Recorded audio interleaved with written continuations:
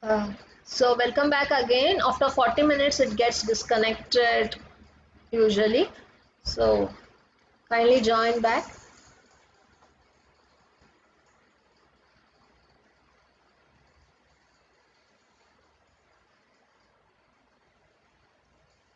So this what it happens in variable reluctance transducer. Okay, so the figure shows an simple type of reluctance transducer.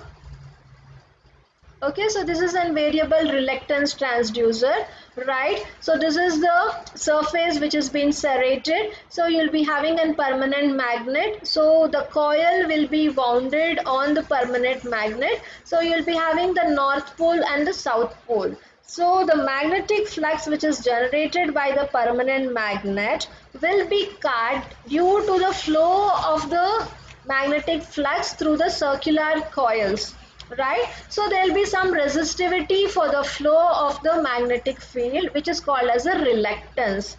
So these variation in the reluctance will be measured with the help of variable reluctance transducer.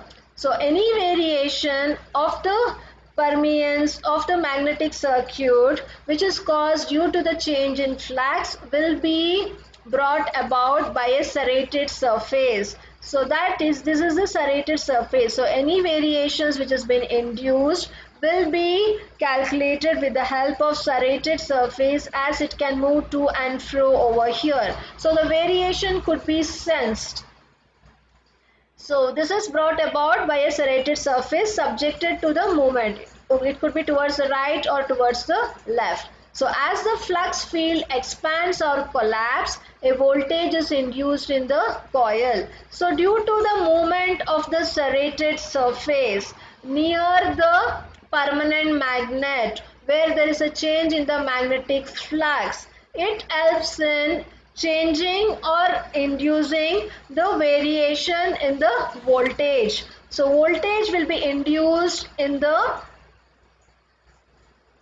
coil, so which is on the permanent magnet. So you will be having a permanent magnet with north and south pole. So you will be having a coil bounded to it. So the magnetic flux generated by the permanent magnet will be passed through the coil. So the variation in the variation or the resistivity for the flow of magnetic flux will be sensed by the serrated surface which moves to and fro. So this helps in inducing the voltage around the coil which has been bounded on the permanent magnet. So this is how a variable reluctance transducer works. So here you are inducing the voltage with the help of resistivity to the flow of magnetic flux in the coil.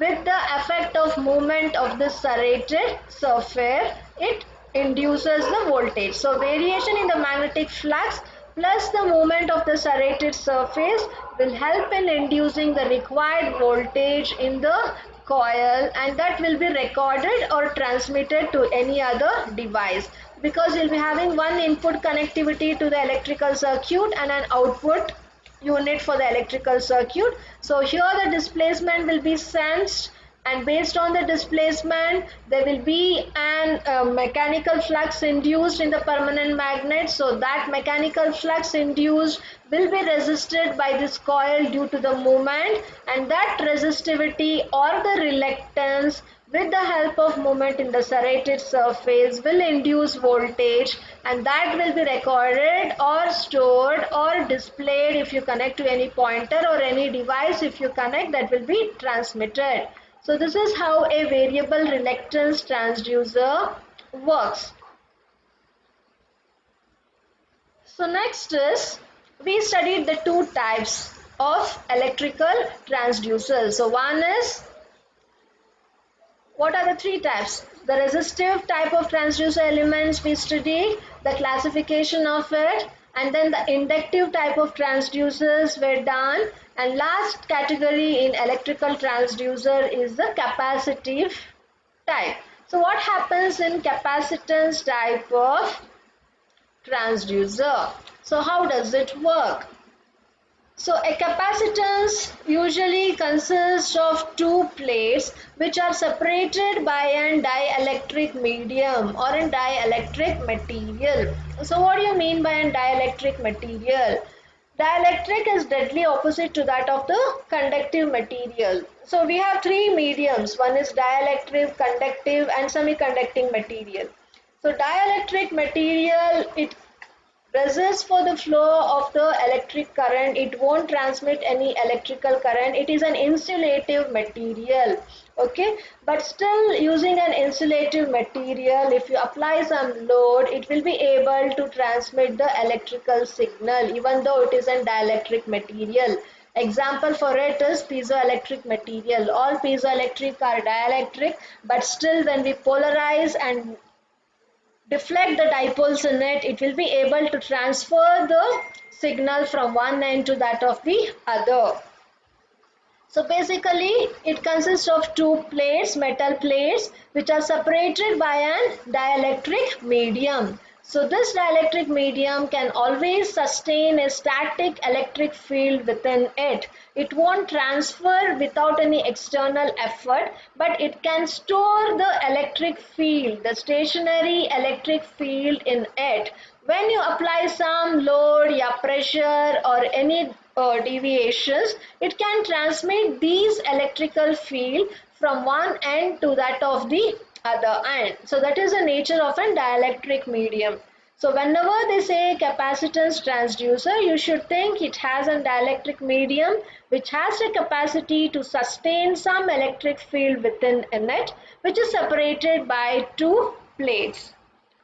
So the principle of this type is that variations in capacitance are used to produce measurements of many physical phenomena such as dynamic pressure, displacement, force and humidity.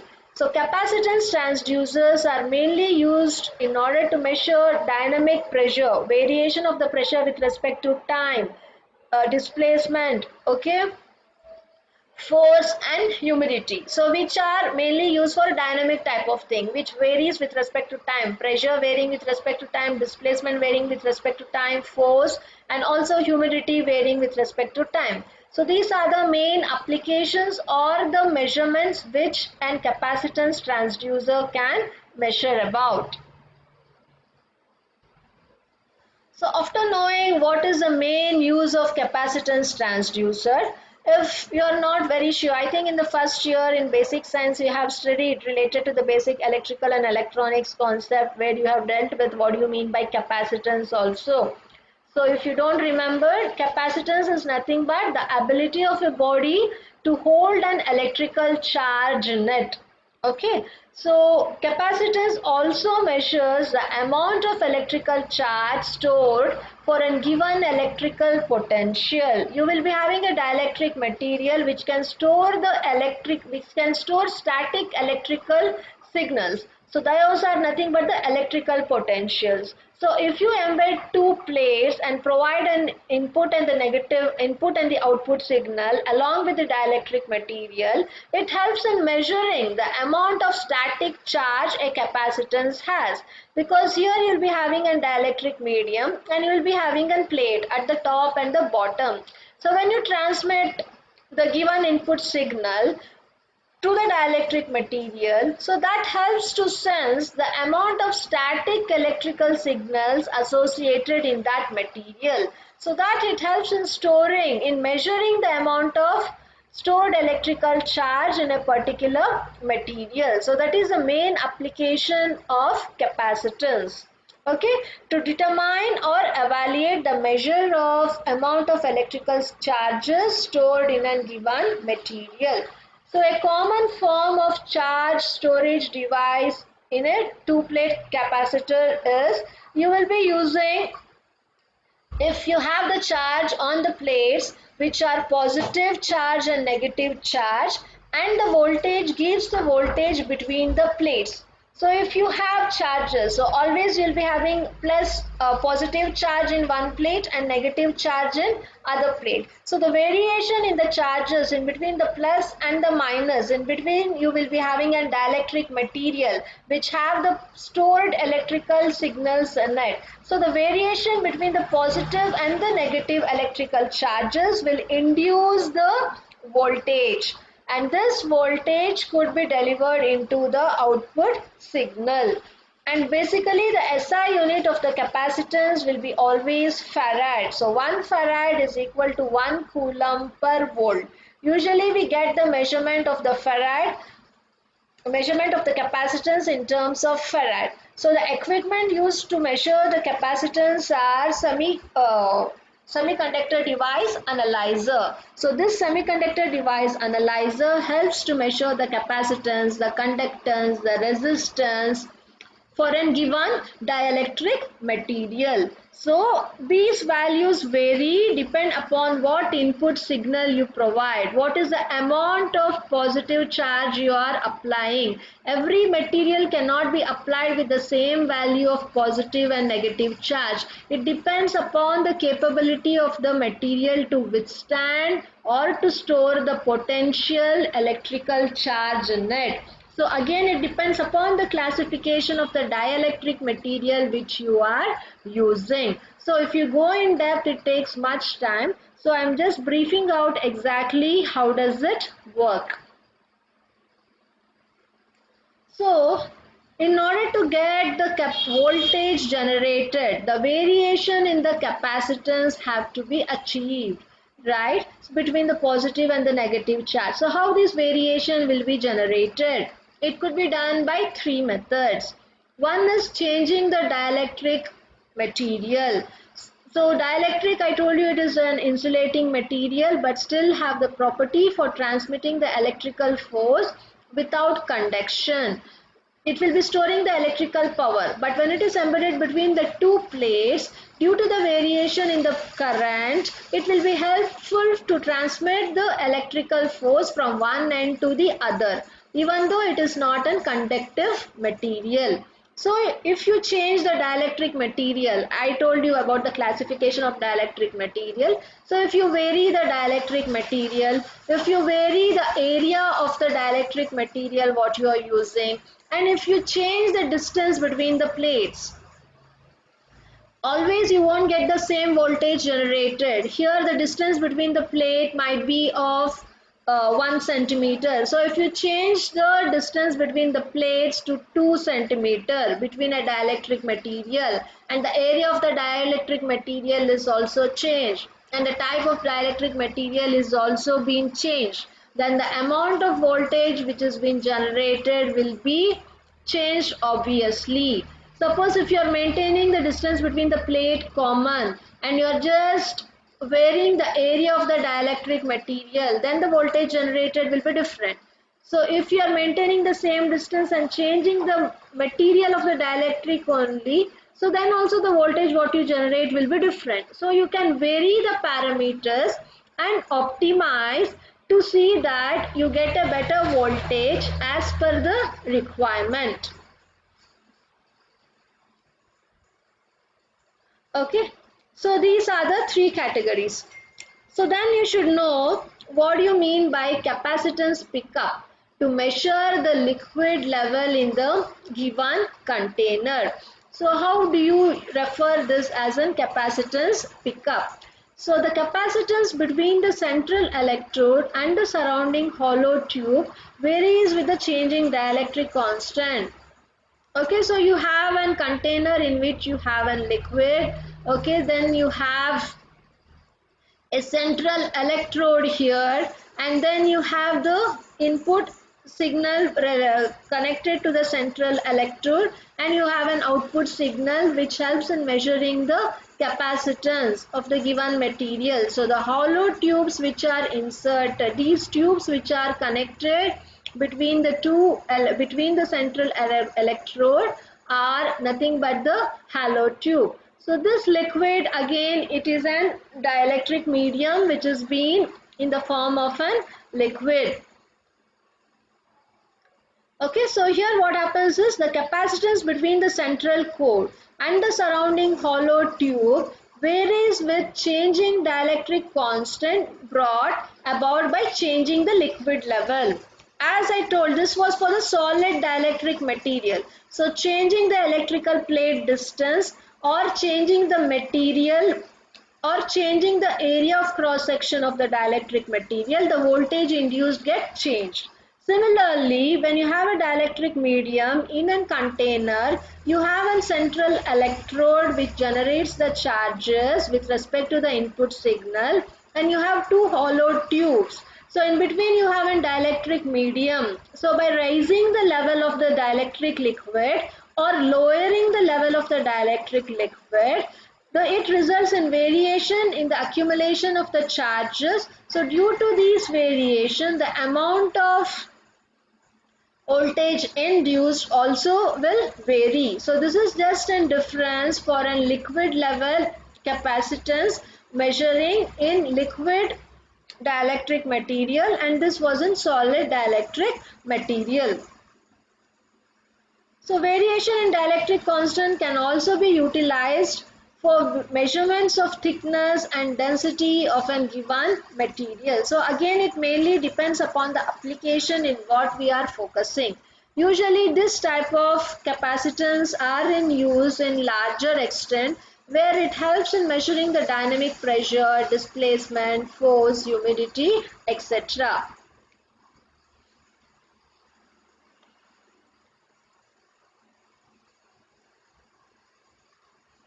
So next is capacitive transducer. Okay, so how does it work? So capacitance changes depending upon the change in the effective area. So what effective area you are focusing, based on that the capacitance also changes. This principle is used in the secondary transducing element of a torque meter. We have studied this already in secondary transducer stage, right? Transducer stage 2, which helps in measurement of the torque meter. So this is the main principle used in secondary transducers. Okay, so the same thing has been replicated now for capacitance. So this device uses sleeve with serrations cut axially and a matching internal member with similar serrations as shown in the figure. So you can see this is the air gap. Okay, so this is the internal member and this is the external member. Between these two you have a specific air gap, so you have the serrations here. Okay, so due to the variation in the serration and the air gap associated with it, so it can rotate either in the clock or in the anti-clockwise. So the amount of variation will be helpful in measuring the required value. Okay, so the torque carried by an elastic member causes a shift in the relative positions of the serration, thereby changing the effective area. So when the serrations move, the change in the effective area comes into picture. So due to this variation in the change in the effective area, it will vary the torque. The resulting capacitance change may be calibrated to read the torque directly. The variation in the capacitance, then it could be calibrated to get the value of the torque directly. So it mainly speaks about variation in the torque meter and how do you measure the torque when you have serrations and change in the effective area. So this will be the internal and the external member, which is mainly called as a torque meter, to get the torque reading directly when a variation in the air gap comes into picture with the movement of the internal and external member. So this was with respect to changing area. Then you have capacitive transducer with respect to changing distance. Okay, so the capacitance here varies inversely as the distance between the plates. So you will be having a fixed electrode over here. Okay, so apart from that you will be having a diaphragm, what we studied already in mechanical transducer. So this is the diaphragm, and this is the clearance value D which has been given in between the fixed electrode and the diaphragm. So the capacitance varies inversely as the distance between the plates. So you'll be having the two plates associated with in which it will be connected. So you'll be having the capacitance, one with the input and other with the output. So the variation in the capacitance is obtained due to the variation between the fixed electrode and the plates. So the figure shows a capacitive type pressure transducer where the pressure applied to the diaphragm. So when the pressure is applied, so you can see the pressure which is applied in the downward direction. So this is our diaphragm. So when the pressure is applied to the diaphragm, it changes the distance between the diaphragm and the fixed electrode.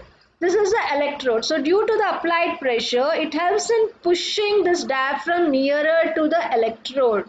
So then the gap or the clearance between the electrode and the diaphragm varies. So this variation in the distance will result in identifying the amount of pressure change. So it can help in measuring of the pressure due to variation in between the gap of the electrode and the diaphragm. So this is a variation, this is a measurement of the pressure by using capacitive transducer due to change in the distance. So distance gets automatically changed due to the applied pressure.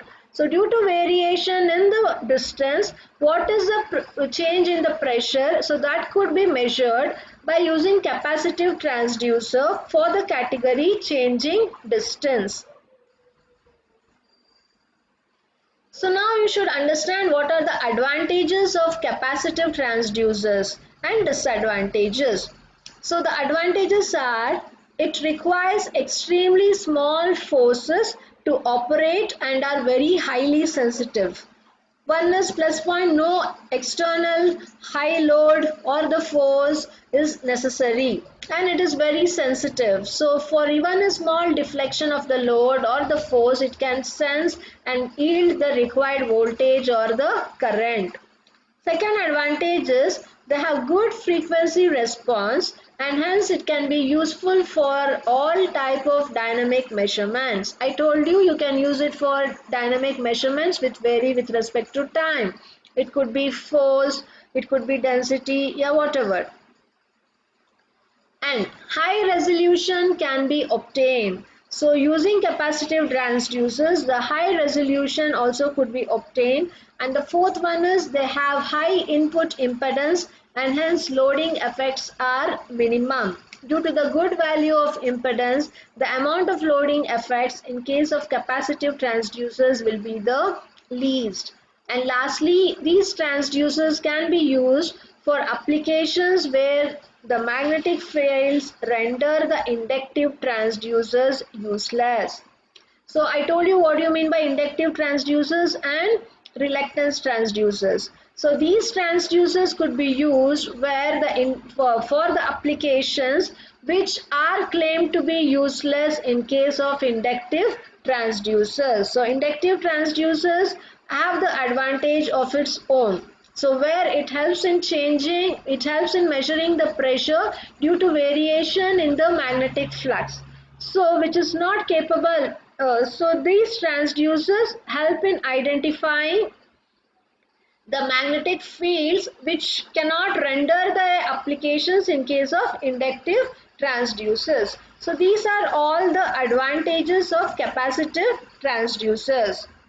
And lastly, you come about disadvantages of capacitive transducers. So first disadvantage is the metallic parts must be properly insulated and the frames must be earthed. Okay, so the metallic parts what you use should be properly insulated. If it is not insulated, then it cannot transmit the signal, the stored charges from one plate to the other in between an dielectric material. So it should not be a conductive or a semiconductive material. If it is so, also it should be insulated properly so that it can store the positive and negative charges, or else it cannot store it. Second, they show non-linear behavior due to edge effects, and guard rings must be used to eliminate these effects. Okay, so usually these capacitive transducers shows nonlinear behaviors because it depends, it cannot have a consistent value, so that are associated with edge effects. So in order to overcome these edge effects, it has to be associated with the guard rings so that it can eliminate these edge effects and overcome these nonlinear behavior. Third one is they are sensitive to temperature, and as a result the external environment, the varying in the temperature will affect their performance as well. So this is one of the major drawback. If it is sensitive to temperature, then it will not provide you a good result. So it keeps on changing with respect to variation in the temperature, where the performance will affect drastically. Next is the instrumentation circuitry is used with these transducers are complex. The instrumentary circuitry, the electrical circuits which are being designed with this type of transducers are complex to understand, modify, or to redesign the circuit. It will be little difficult. Lastly, the capacitance of these transducers may change with presence of dust particles and moisture. So you should be see that the capacitance transducers are cleaned enough, are kept away from the dust and moisture, or else it results in not yielding with the proper results. So these are the disadvantages of capacitive transducers. So next about piezoelectric transducers I will deal in tomorrow's class. So now if you have any doubts, you can please ask me, and if you people have not submitted the assignment yet, kindly submit it, and if anyone have not written your name in the USN in your chat room, kindly type it.